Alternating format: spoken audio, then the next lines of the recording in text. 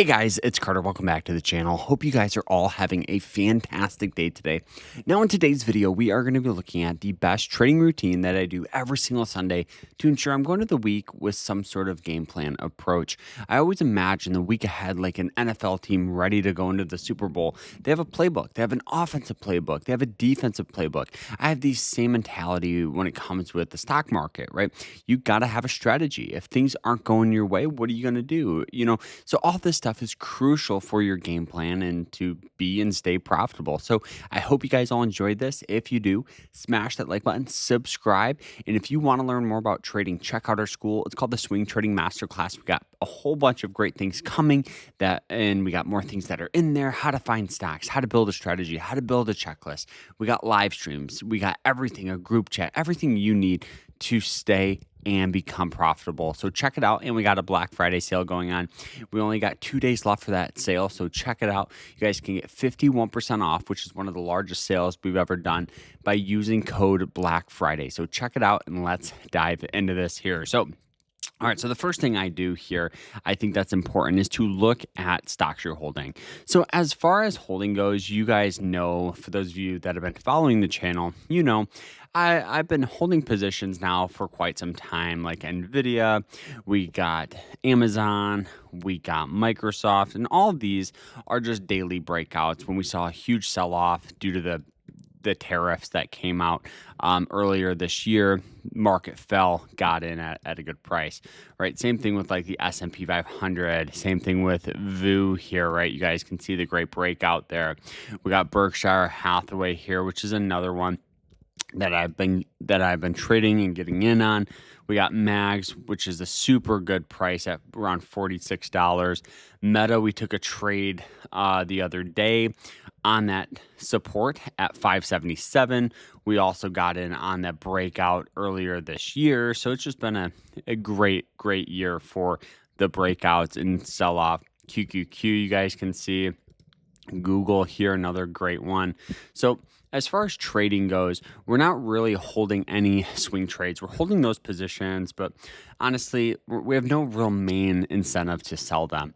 Now, with ARM, this was a stock here that we traded last week here, and I'll kind of show you guys the strategy real quick. So you guys can see we had heavy support here on this white line. Let's remove some of these indicators. So heavy support on the white line, recently sold off from 180 down to that support zone, super undervalued on that RSI, trading at a 26. We went to a lower time frame like the hourly or even the 4-hourly chart, and you guys can see just this general downward trend here in this price here. So we got in on that breakout here, on that push above at around 133. Entering there, keeping stops below some of the lows at around 126, 125 for good risk management. Formed a new trend line here, as we can see. Let's go ahead and draw that. So boom, just like that, got out near and around 140. So in at 133, out at 140, $7 a share profit. Can't beat that, right? So this is the approach that is working right now. You guys can see on the breakdown, we got out, followed by sell-off shortly after here. So now that we kind of know the strategy we want to stick to, you'll notice most of the stocks here that we're going to be looking at that have potential are going to be very similar. So let's go ahead and look at This is Tower. So let's get some of our indicators back up, like these EMA lines here. So we can see here it has heavy support here on essentially this blue line, which is a 90-day EMA line. We can see it hit it once, twice, 3 times, 4 times. So we knew we could get some sort of selling pressure.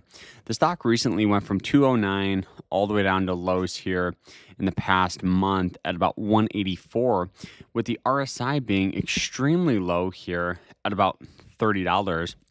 I knew we could get some sort of push going higher, right? So now what I'm doing is I'm going to a lower time frame like that hourly, and we're going to try to find some resistance levels. So looking at this here, let's go ahead and see.